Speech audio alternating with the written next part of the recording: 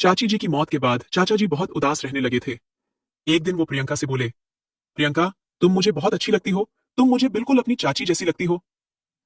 प्रियंका को उनकी बात सुनकर थोड़ा अजीब तो लगा, पर उसने ज्यादा ध्यान नहीं दिया। एक दिन जब प्रियंका अपनी दोस्त रिया के साथ बाजार जा रही थी, तो उसने देखा कि उसके चाचा जी एक दूसरी औरत के साथ घूम रहे हैं। जब प्रियंका ने अपने चाचा जी को यह सब करने के लिए मना किया, तो चाचा जी कहा, अगर तुम मेरी जरूरतों को पूरा कर दो, तो मैं उस औरत के साथ नहीं घूमूंगा। अपनी छोटी बहन की जिंदगी बचाने के लिए प्रियंका ने उनकी बात मान ली। और फिर, हेलो दोस्तों, आज की इस रोमांचक कहानी में आप सभी का स्वागत है। प्रियंका एक बहुत ही खूबसूरत लड़की है। उसकी नीली नीली आंखें, गोरा सा बदन, लंबी हाइट और गोरे गोरे प्राकृतिक उभार किसी भी लड़के को मोहित कर सकते हैं। उसने अपने शरीर को बहुत अच्छे से मेंटेन करके रखा था। उसके माता पिता का देहांत कुछ सालों पहले ही हुआ था, इसीलिए वो अपने चाचा चाची जी और अपनी छोटी बहन के साथ रहती थी। प्रियंका अपने चाचा चाची से बहुत प्यार करती थी, पर कुछ ही सालों पहले उसके ऊपर दुखों का पहाड़ फिर से टूट पड़ा। एक साल पहले ही उसकी चाची जी का भी निधन हो गया था। उसके बाद वो सब बहुत दुखी रहने लगे थे। चाची जी की मौत के बाद उसके चाचा जी भी बहुत अकेलापन महसूस करने लगे थे। चाची की याद में वो कभी कभी रात भर रोया में करते थे। प्रियंका ये सब देखकर बहुत बेचैन हो जाती थी, क्योंकि वह अपने चाचा जी से बहुत प्यार करती थी और वो उनको बिल्कुल भी दुखी नहीं देख पाती थी। प्रियंका को यह सब देखकर बहुत दुख होता था, क्योंकि चाचा जी अब पहले की तरह खुश नहीं रहते थे। हालांकि वो अब भी प्रियंका से बहुत ज्यादा प्यार करते थे। प्रियंका भी उनको खुश रखने के लिए हर संभव प्रयास करती थी। धीरे धीरे समय बीत रहा था और चाचा जी के व्यवहार में भी बदलाव आने लगे थे। पर यह बदलाव बहुत ही अजीब थे। अब वो प्रियंका के साथ दोस्तों की तरह व्यवहार करने लगे थे, और अब वो उससे बहुत ही ज्यादा बातें भी करने लग गए थे। पहले तो प्रियंका को सब कुछ ठीक लगता था, पर धीरे धीरे उसको भी चाचा जी का यह व्यवहार अजीब लगने लग गया था। वह समझ नहीं पा रही थी कि अचानक से ऐसा क्या हुआ, जिसके बाद चाचा जी इतना बदल गए हैं।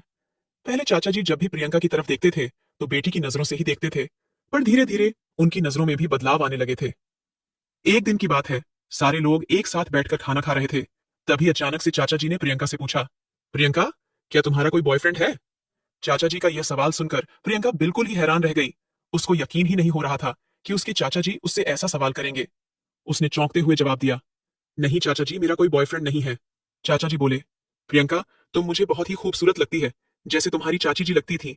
मुझे तुम्हारे साथ वही अपनापन महसूस होता है जो मुझे तुम्हारी चाची जी के साथ होता था।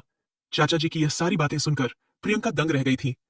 कुछ देर बाद उसकी छोटी बहन कमरे में आई और चाचा जी को किसी काम की वजह से बाजार ले गई। चाचा जी के बाजार जाने के बाद भी प्रियंका के दिमाग में चाचा जी की वही सारी बातें घूम रही थीं। वह समझ ही नहीं पा रही थी कि अचानक से चाचा जी को क्या हो गया, वो यह सब बातें क्यों कर रहे हैं। यही सब सोचते सोचते प्रियंका को नींद आ गई और वह गहरी नींद में सो गई। कुछ देर बाद अचानक से उसकी नींद खुली, तो उसने देखा कि घर में अंधेरा हो चुका है।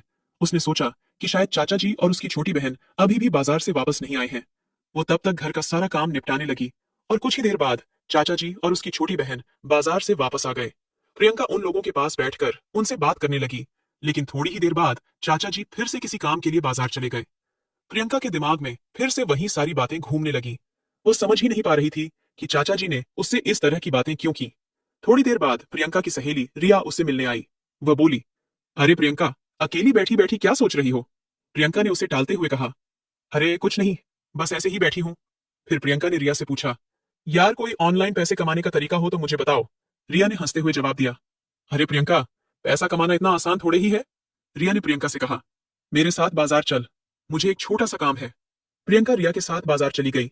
रास्ते में प्रियंका ने अपनी चाचा जी को देखा। वो किसी दूसरी औरत के साथ घूम रहे थे। प्रियंका यह सब देखकर हैरान रह गई। चाचा जी उस औरत को शॉपिंग करवा रहे थे, और शॉपिंग करवाने के बाद वो उसे होटल में ले गए। प्रियंका को बहुत गुस्सा आ रहा था। वह सोच रही थी कि ऐसे कैसे चाचा जी किसी दूसरी औरत के साथ घूम सकते हैं।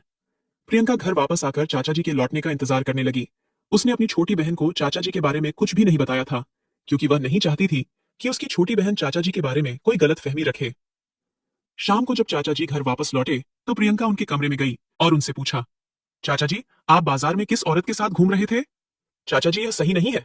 चाची जी की मौत के एक साल बाद ही आप दूसरी औरत के साथ घूमने लगे। लोग क्या कहेंगे? चाचा जी प्रियंका की बात को बीच में ही काटते हुए बोले, प्रियंका, मुझे लोगों की परवाह नहीं है।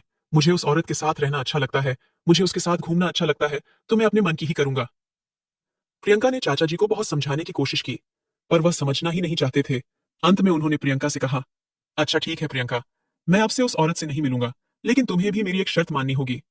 प्रियंका ने हैरान होकर पूछा, आपकी क्या शर्त है चाचा जी? चाचा जी ने कहा, जैसे वह औरत मेरे साथ घूमती है, वैसे तुम मेरे साथ घूमोगी और मेरी सारी जरूरतें पूरी करोगी। प्रियंका यह सुनकर दंग रह गई। उसने तुरंत ही कहा, आप ये कैसी बातें कर रहे हैं चाचा जी? मैं ऐसा बिल्कुल भी नहीं करूंगी। चाचा जी ने भी गुस्से से कहा, तो फिर मैं जो भी कर रहा हूं मुझे करने दो, मुझे रोकने की कोई जरूरत नहीं है। अगर तुम मेरी जरूरतें पूरी नहीं कर सकती तो मुझ पर हुक्म चलाने की भी जरूरत नहीं है। प्रियंका वापस अपने कमरे में चली गई। अब तो उसकी उलझने और भी ज्यादा बढ़ गई थी। अब वो समझ चुकी थी कि चाचा जी उसे किस दिशा में ले जाना चाहते हैं। प्रियंका ने कभी भी ऐसा नहीं सोचा था कि चाचा जी उसके साथ ऐसा कुछ करेंगे। वह हमेशा से उन्हें अपना आदर्श मानती थी। प्रियंका ने उनसे कहा, अच्छा ठीक है चाचा जी, मैं आपको शाम को सोचकर बताती हूँ। इतना कहकर वो अपने कमरे में चली आई और बैठकर सोचने लगी। अब उसे पूरी तरह समझ आ गया था कि चाचा जी उससे क्या चाहते हैं। चाचा जी के शब्दों को याद कर करके प्रियंका और भी ज्यादा टेंशन में जा रही थी। उसने कभी अपने सपने में भी नहीं सोचा था कि उसके चाचा जी ऐसा कुछ करने की सोच सकते हैं। उसे तो लगता था कि वो एक बहुत ही शरीफ इंसान है। उसको लगता था कि चाची जी की मौत के बाद चाचा जी ही उसका ध्यान रखेंगे, लेकिन वह तो गलत कामों में पड़ चुके थे। प्रियंका चुपचाप बैठी थी और उसके मन में हजारों ख्याल एक साथ दौड़ रहे थे। उसको अपने कानों पर यकीन ही नहीं हो रहा था कि उसने यह सब कुछ सुना है, कि उसके चाचा न सिर्फ अपनी बल्कि उसकी और उसकी छोटी बहन दोनों की जिंदगी बर्बाद करना चाहते हैं। उसका दिल इतनी तेजी से धड़क रहा था कि अगर कोई पास खड़ा हो तो आसानी से सुन सकता था। उसे कुछ ही दिन पहले का वो पल याद आ रहा था जब उसके चाचा ने उसे पहली बार अजीब नजरों से देखा था। अब उसके सामने यह समस्या आ चुकी थी कि वह करे तो फिर क्या करे। अगर उसने चाचा जी की बात नहीं मानी तो वह उस औरत के चक्कर में अपनी और उन दोनों की जिंदगी भी बर्बाद कर देंगे। और वो उनसे यह भी नहीं कह सकती थी कि वो उनके साथ पति पत्नी की तरह रहे, क्योंकि दुनिया की नजरों में वो उसके चाचा थे। फिर उसके दिमाग में एक ख्याल आया कि अगर घर की बात घर में ही रह जाए तो कम से कम उसकी छोटी बहन की जिंदगी बर्बाद होने से बच जाएगी और शायद चाचा जी भी सुधर जाएंगे। यही सब सोचते सोचते प्रियंका सो गई। सुबह जब वह उठी तो वो चाचा जी के कमरे में गई।